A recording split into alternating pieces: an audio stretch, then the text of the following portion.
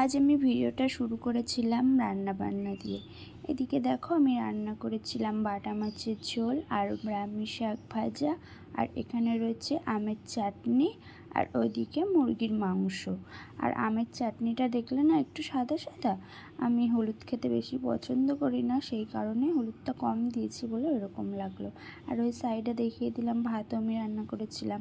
তারপরে না এদিকে দেখো আমার সোনা রেডি হয়ে বসে আছে। আমার সোনা যদি শোনে কোথাও ঘুরতে যাব বা বেড়াতে যাব, তাহলে ও সেই দিন খাবে না, কোনো কিচ্ছু করবে না। আমার হাজারবার বলবে মা তাড়াতাড়ি চলো, তাড়াতাড়ি গোছাও, আমার আর ভালো লাগছে না। আর আজকে জানো তো আমার সোনা কিন্তু খায়ও নি, সকাল থেকে খেয়েছে বলতে শুধু একটু মাছ ভাজা খেয়েছে আর একটু মাংস খেয়েছে, ভাতই খায়নি। এমনিতে তো খেতেই চায় না, তো আমি তাও সোনাকে জোর করে কটা খাইয়ে দিয়েছি। দিয়ে আমি একটু ছাদের পরে এসেছিলাম দেখাতে যে আজকের ওয়েদারটা তোমাদেরকে দেখাবো। আজ নাকি বৃষ্টি হবে শুনেছি, সেই কারণে আমি ভাবলাম তাহলে ছাদ থেকে একটু আকাশটাকে দেখিয়ে নিয়ে আসি আর চারিদিকের পরিবেশটাও তোমাদেরকে এখানে দেখিয়ে দিই। আর দেখো আমি তো স্নান করিনি, সেই জন্য আমাকে কেমন একটা লাগছে, আর রান্নাবান্না করেছি তো সেই জন্য।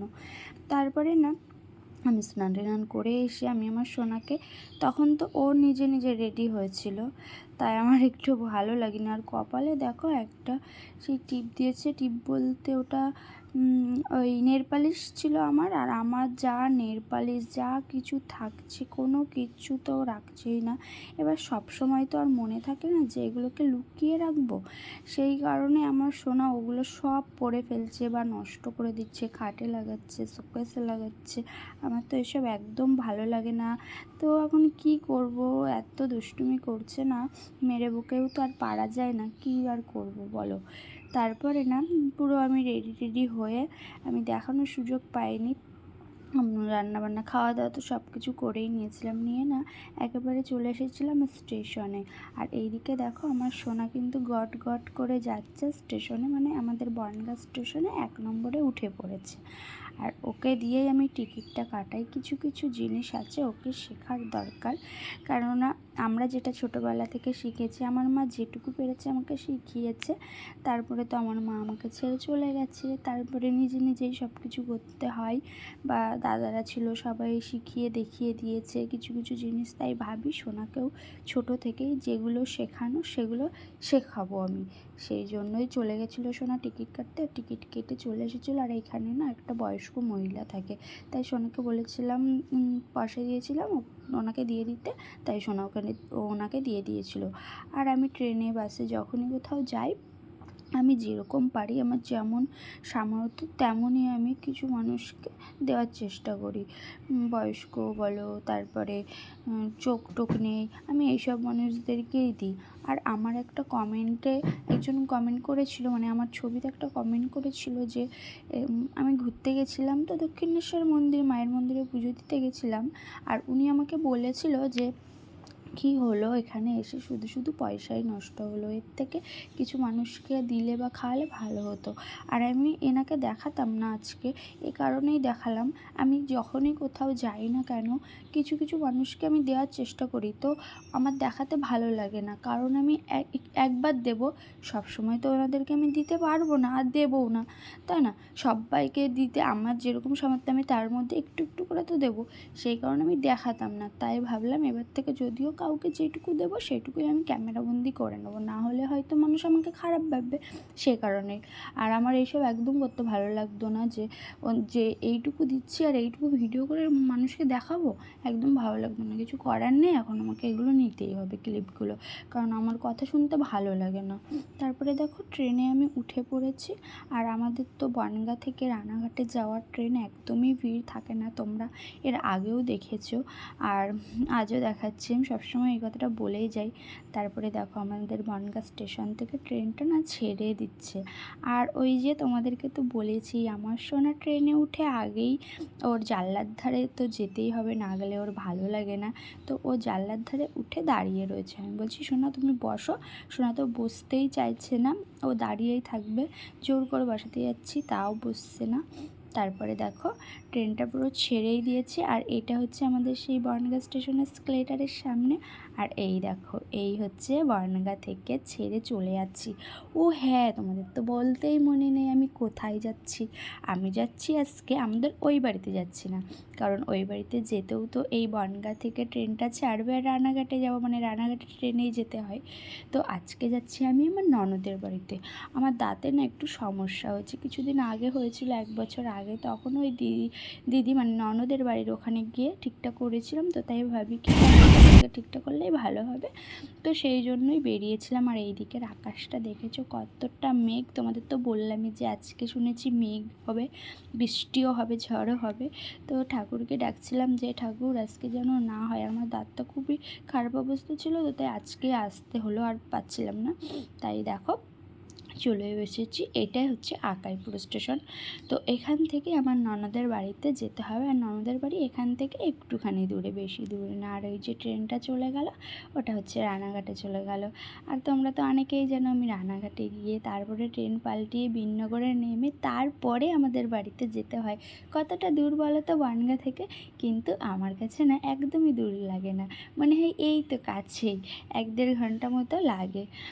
তো তারপরে আমরা দেখো দুজনা হাঁটতে হাঁটতে যাচ্ছিলাম, আর এইদিকে একটু আইসক্রিম নিয়ে নিলাম। আর ওই দিকে দেখো আমার ননদের ছেলে বাইক নিয়ে চলে এসেছিলো নিতে, আর ওই যে ওখানে দাঁড়িয়ে আছে, আর সোনা চলে গিয়েছে, গিয়ে দাদাভাইয়ের সাথে বসে পড়েছে। আর সোনা বলছে তাড়াতাড়ি আসো মা। তারপরে আমি কটা আইসক্রিম নিয়ে আর আমার ননদের সাথে, ননদের ছেলের সাথে বাইকে করে চলে আসছিলাম। আর দেখো আমার ননদের বাড়িটা একটু গ্রামের দিকে, তো সেই কারণে আমরা চলে যাচ্ছি বাইকে করে। আর তারপরে তো চলেও আসলাম ননদের বাড়িতে। আসার পরে সোনা জানো তো আজকে বলছে ও মা 10 টাকা দাও তো। আমি বলছি কেন সোনা? বলছি কি আমার দাদাভাইদের জন্য কেক নেবো। সোনা তো দাদাভাইদের জন্য 2 5 টাকা দামের কেকও নিয়েছে, আবার জানো তো নাম লিখে নিয়ে এসছে কোনটা কোন দাদাভাই দেবে। তো এই জিনিসগুলো ভালো যে কাউকে কোনো কিছু দেওয়ার কথা ভাবে বা দেয়, তাই না?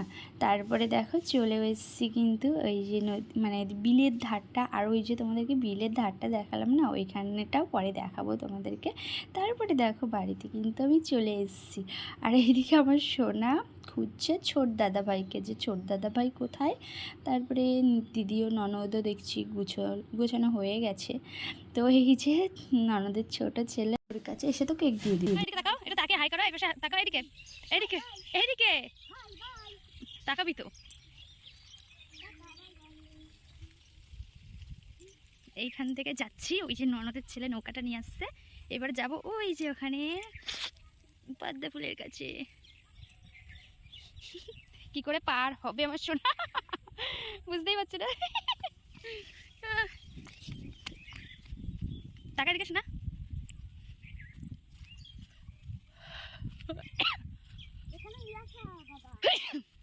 আর দেখো আমার সোনা তো সেভাবে এইসব মাঠে টাটে আসে না, ওই জন্যই ওখান থেকে পার হতে খুবই অসুবিধা বোধ করছিল সোনা। আর আমার সোনাকে নিয়ে যাব না ভেবেছিলাম, এটা তো নদী না, বিল মতো।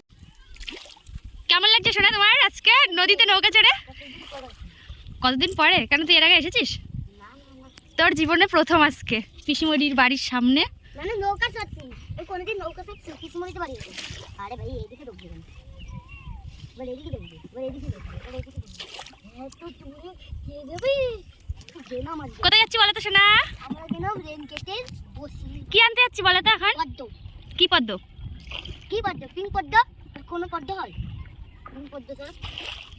পরে জল পড়ে গেছে, পরে জল পড়ে গেল। আর তোমাদেরকে বলেছিলাম না যে মেঘলা ওয়েদার, এই ননদের বাড়িতে যখন এসেছি তখন দেখেছি আকাশটার কি অবস্থা, পুরো রাগ করে আছে, পুরো অন্ধকার, মানে রাগে মেঘে অন্ধকার হয়ে গেছে। তারপরে দেখো পুরোপুরি আমি চলে এসেছি পদ্ম ফুলের বাগানে। তোমাদেরকে তো বলাই হয়নি যে আমি এর আগেও পদ্ম ফুলের বাগানে এসেছিলাম। ওই যে আগের ভিডিওতে আমার সেভাবে বলা হয়নি, ওটা আমি রাতে তুলতে এসেছিলাম, তো তাই ভাবলাম আজকে যতক্ষণ এসেছি আজকে একটু বেশি করেই ফুলটা নেব, পদ্ম ফুল, আর এখান থেকে নিয়ে যাব। তো তো তারপরে দেখো আমার সোনা দেখে তো খুব খুশি হয়েছে, বলছে মা আমি তুলবো ফুলগুলো। আমি বলছি না সোনা তোমাকে তুলতে হবে না, তুমি ওর ভিতরে থাকো, মানে নৌকাটার ভিতরে থাকো, আমি তুলে নিয়ে আসছি। আর একটা ফুল তুলতে না তুলতেই দেখেছো সে কি অবস্থা, মানে আমাদেরকে তাড়াতাড়ি পদ্মর বাগান থেকে বেরিয়ে আসতে হলো। ওই যে ওইদিকে পুরো অন্ধকার আর পুরো মানে ঝড়ের মতন ঝড় হচ্ছিল, তারপরে বৃষ্টিও মনে হচ্ছে ওই সাইডটায়। তো আমি আমার সোনাকে নিয়ে গেছিলাম বলেই আমার ভয়টা লাগছিল, আমি আমার নিজেকে নিয়ে অতটা ভয় পাই না, তাই বলছিলাম যে চল আমাদেরকে দিয়ে আয়, আমরা থাকবো না। তারপরে না এখানে যখন এসছি তখন দেখছি অতটাও আর মানে ঝড় হাওয়া হচ্ছে না, তাই ভাবলাম যে ওকে সোনাকে পাঠিয়ে দিই। তাই আমার সোনাকে দেখো পাঠিয়ে দিচ্ছি। আর ওই যে পিঙ্ক কালারের যে বাড়িটা না, ওইটাই হচ্ছে আমার ননদের বাড়ি। তো সোনা তো ওই বাড়িতে চলে গেল, তারপরে আমিও নেমে পড়েছি। আর এই দেখো এই 1 2 3 4 5 6 এই কটা পদ্ম ফুল আমি তুলে নিয়ে এসেছিলাম, কিন্তু পদ্ম ফুলগুলো তুলে নিয়ে এসে এখানে খুব মন খারাপ লাগছিলো যে এই কটা পদ্ম ফুল তুললাম, আমার একটুও ভালো লাগছে না। আরও যদি যেতে পারতাম তাহলে হয়তো ভালো হতো। তারপরে এটাও ভাবছিলাম যে মেঘ হয়েছে কি করে যাব। ও হ্যাঁ, আমার ননদের ছেলেকে পাশে কজন এসেছিল, ওরা আবার বলছে যে আমাদেরকে একটু নৌকা চড়াতো, তাই এবার ওদেরকে বললো ঠিক আছে আসো, ওদেরকে নিয়ে গেল। তারপরে না আমি চলে আসলাম, আমি ভাবলাম যে ঝড় বৃষ্টি যদি আসে থাকার দরকার নেই, বাড়িতে চলে এসেছিলাম। ওই কটা ফুলগুলো নিয়ে আমার একটু মন খারাপ লাগছিলো যে এই কটা ফুল তুলতে পারলাম আজকে থেকেও, সেই দিনকা রাতে মানে সন্ধ্যার পরে এসেছিলাম তাও কতগুলো তুলে নিয়ে গেলাম। তারপরে যাই হোক ওই করে বাড়িতে গিয়ে একটু মানে বসে টসে থাকলাম। আর সোনাকে একটু আম পেড়ে দিয়েছিলাম, আম পেড়ে দিইনি, আম ছিল তো আমটাকে কেটে দিয়েছিলাম। আর ওই যে সোনা আম গাছে ঢিল মারছিল, তারপরে আম পাড়ছিল, ওগুলো আমার সোনা করেছিল, আমি এগুলো না বসে বসে দেখছিলাম। আর আমার ছোটোবেলার কথা মনে পড়ে যাচ্ছিল যে দেখো আমরাও কিন্তু ছোটোবেলায় এরকম করতাম, আর এখন কত বড় হয়ে গেছি, এখন আমার সোনা এই জিনিসগুলো করছে। তারপরে বললো আম কেটে দেবো, তাই আমি আম কেটে দিয়েছিলাম, দিয়ে আমার সোনা খাচ্ছিল। তারপরে আমি আবার চলে এসেছিলাম পদ্মবাগানে। আমার ননদের ছেলে ফোন করে বলছে ও মামি যাবা আরেকবার, আমি বলছি হ্যাঁ এখন মেঘলা তো নেই, তাহলে দাঁড়া আমি আসছে যাব আমি। তারপরে আমি আবার চলে এসেছি এই পদ্মবাগানে, মানে আমার পদ্মবাগানে এত ভালো লেগেছে কি বলবো, আর ভালো লাগবেই না বা কেন বলো, কত ফুল চারিদিকে, যে আসবে এখানে সেই কিন্তু বারবার আসতে চাইবে। আর আমার ননদের বাড়ির সামনেই যেহেতু কেন আসবো না বলো। তারপরে তো আমি আবার চলেও এসেছি, আর এসে না এদিকে ফুল তুলছি, আর কতটা ভালো লাগছে বলো। তোমরা কিন্তু বলবা কেমন লাগছে এই ফুলগুলো, ফুলের পদ্ম ফুলের বাগানটা। আর তোমরা যদি আসতে এখানে কি করতে বলো তো, যাও, সব ফুল নিয়ে পাপড়িটা ঝরে যেতে গেল। তো। আমি কিন্তু সেই কাজটাই করেছি। আর এদিকে পাখিটা ঝরে গেল, আর এখানে দেখো ফুলগুলো কত সুন্দর। আর আমি না ফুল তুলতে তুলতে অনেক তুলে ফেলেছি, আমি বুঝতেই পারিনি যে এতগুলো ফুল আমি তুলে ফেলবো। তোমাদেরকে সব ফুলগুলোই আমি দেখাবো, তোমরা দেখো। আর এই গাছের পাতাগুলো কিন্তু খুবই সুন্দর লাগছিলো দেখে, তোমাদের কি মনে হচ্ছে? আর এই দেখো এইখানে সব ফুল তুলে তুলে পুরো ভিট বানিয়ে দিয়েছি। তো এদিকে দেখো পাতাগুলোও কিন্তু খুবই সুন্দর লাগছে। ভাবছিলাম যে এখান থেকে একটা গাছ নিয়ে যাব, তো ননদের ছেলে বলছে নিচ থেকে নিতে হবে, তখন কি করে দেবো, পরে তোমাকে দেবো তুলে।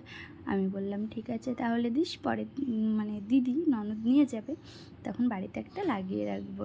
আর এই যে দেখেছে তো কত ফুল দিয়েছি। আর এই যখন বাড়ি যাচ্ছিলাম তখন এরকম একটু ওয়েদারটা ছিল, তো এইবার এসে আমার মনটা ভরে গেল যে আমি অনেক পদ্ম ফুল তুলতেও পেরেছি, আর মানে বাগানটা ভালোভাবে ঘুরতে পারলাম।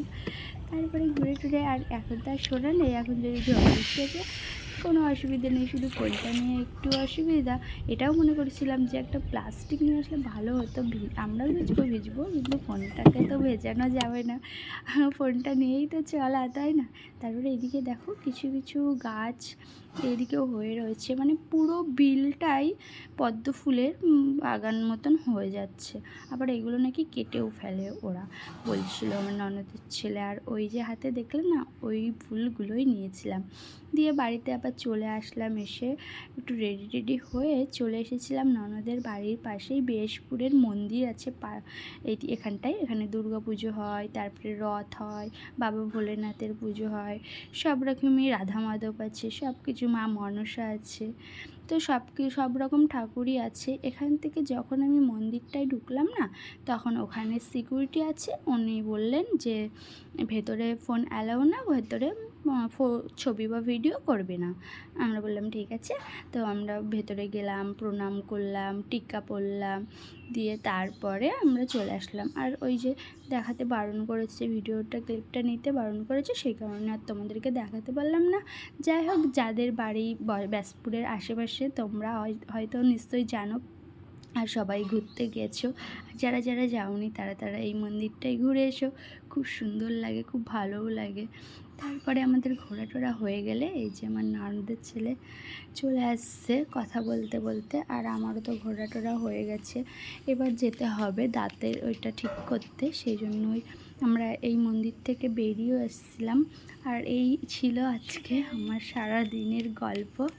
তো তোমাদের কেমন লাগলো তোমরা কিন্তু অবশ্যই জানাবে। আর এদিকে দেখো আমার সোনা খুব দুষ্টুমি করে, না একটা ছবি তুলছে, না ভালোভাবে ভিডিও করছে, কি করব বলো। আর হ্যাঁ, এটা কিন্তু আমার ননদের বড় ছেলে, আমি বলতেই তো ভুলে গেছি। তারপরে দাদাভাইয়ের হাত ধরে চলে যাচ্ছিল, আর আমিও বেরিয়ে আসছিলাম। আর তোমরা সকালে ভাবছিলাম সারাদিনটা মনে হয় ভালো কাটবে না, কিন্তু সারাদিনটা কিন্তু খুবই ভালো কাটলো ঠাকুরের আশীর্বাদ দিয়ে। তো ভিডিওটা এখানে শেষ করছি, দেখা হবে নতুন কোনো ভিডিওর সাথে। ততক্ষণের জন্য সবাই ভালো থেকে টাটা।